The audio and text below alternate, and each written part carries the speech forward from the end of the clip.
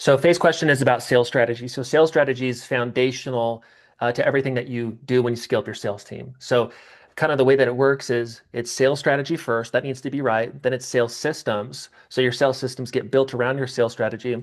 Then once your sales strategy and your sales systems are dialed, by the way, if you don't have these things dialed, we'll help them get them dialed for you as a part of our recruiting and onboarding services. But it's sales strategy, then it's sales systems, then it's sales recruiting because you have the foundation to actually have recruiting success.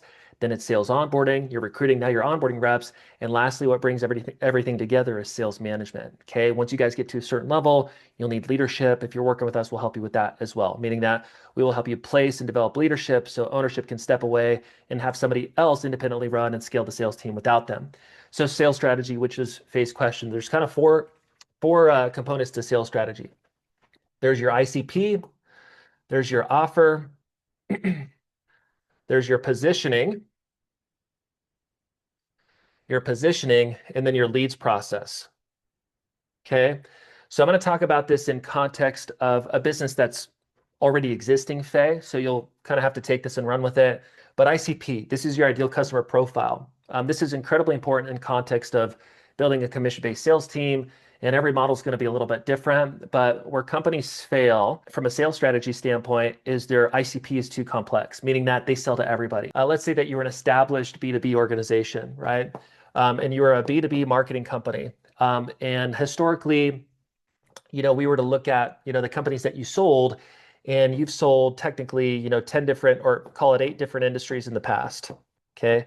Or we'll just call it 6, 7 industries in the past. Well, I would immediately look at that and go, hey, that's a lot going on for a new commission-based sales rep to learn because we want to reduce as much complexity for them as they ramp up into the commission-based sales position. I would start to reverse engineer what your historical revenue would be. So I'd say, okay, for industry one, what was revenue? Let's say that was 5% out of your total revenue. Industry two, let's say it was 80%, and then 1%, and then 3%, and we made up the additional whatever, 15-ish%.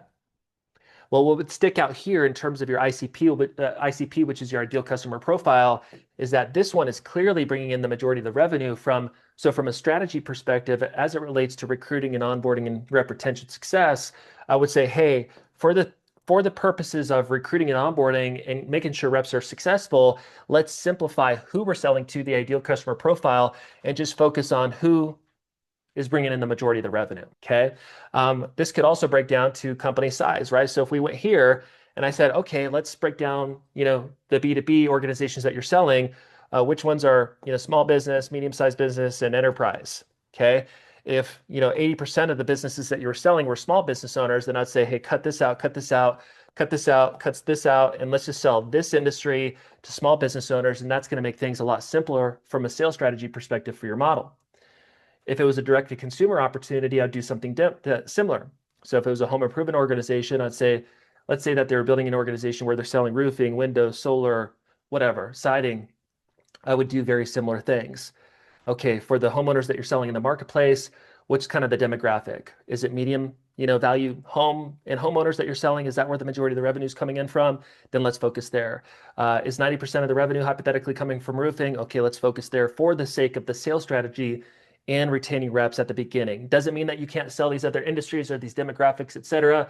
But the main point for your ICP, who you're selling to, is how can we reduce as much complexity as possible to make it as easy for us on the leadership side to ramp up reps, but also on the sales rep side to understand who we're selling to, because that's critical to your strategy and ultimately the rep success. So that's the first thing, Faye. Hopefully that's helpful. Now for you, if it's a startup, then you want to do research, right?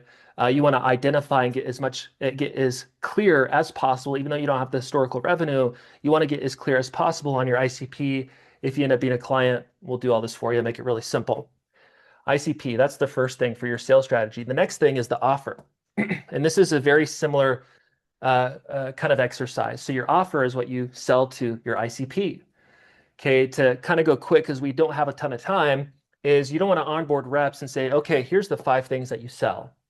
Now, ideally, you want to say, here's the one thing that you sell at the beginning, at least. If you sell 5 things, it doesn't mean that they can't sell 5 things, but for the first 90 days, maybe up to 6 months, depending on the nature of your model, it's, hey, we want to make things as cookie cutter and as simple as possible for the sake of getting them ramped up as quickly as possible. The simpler the sales strategy is, the simpler that operations, the leadership time investment, the sales rep job is going to be, and obviously that's good for the overall business. So I would break down the same thing.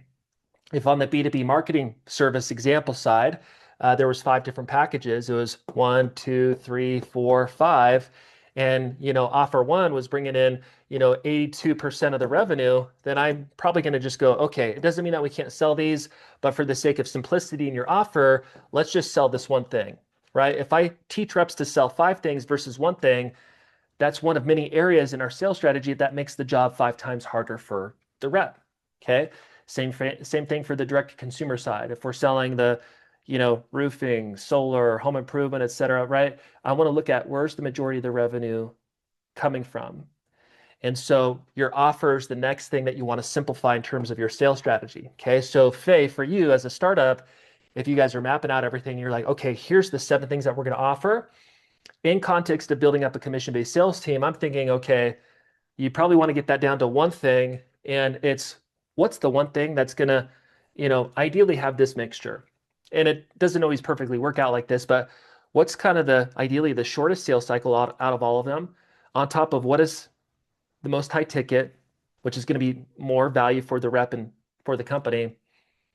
And then that's naturally going to help the third thing, which is what's the best income opportunity. So I want to think about it in terms of what's best for the company and what's best for the rep in terms of the offer. So if I was designing this startup and we were technically going to offer 7 services, I'm like, okay, my vision is to offer these 7 things, and I don't need to eliminate that vision, but what's the number one thing that's going to bring in the fastest amount and most amount of money as quickly as possible, right? I want to create good revenue opportunity for the company. And that if I think about it in that way, I'm naturally going to think about what's the best income opportunity for the rep, which is really important in context of scaling a commission-based sales team. And so simplifying your offer is incredibly important. So you want to get your ICP down to one cookie cutter answer. Same thing for your offer. And then for your positioning, this is really nuanced, but in short, you want to get really clear on your positioning in the marketplace. Okay. So why are you unique from a service or a product perspective, a product and service perspective, whatever? How are you unique? What's your positioning in the marketplace? Why is a prospect going to specifically choose you? So as an example for my recruiting business, one of the reasons why we're unique is we not only have 300 plus client testimonials, and I've been doing this for roughly 10 years, longer than really our few so-called, competitors. But the biggest thing that makes us unique is everything that I covered on the onboarding side today. So when we connect with a prospect, they're clear that, wow, Sales Recruiting University is so unique in this way that they solve the onboarding problem. And through their sales process, I was educated on this and understand that the onboarding piece is, equally or more valuable than the recruiting side. And so we're really clear on a positioning. In short, your positioning and your sales strategy is incredibly important to everything else that comes later. And your sales reps need to be able to communicate that. So for who we sell to and what we sell, what's our positioning in the marketplace? Why should a prospect choose us among other competition, with the option to do nothing at all? So your positioning. What problem are we better at solving than anybody else? So your positioning is the third thing. And then your leads process is the fourth thing in terms of your sales strategy. Okay.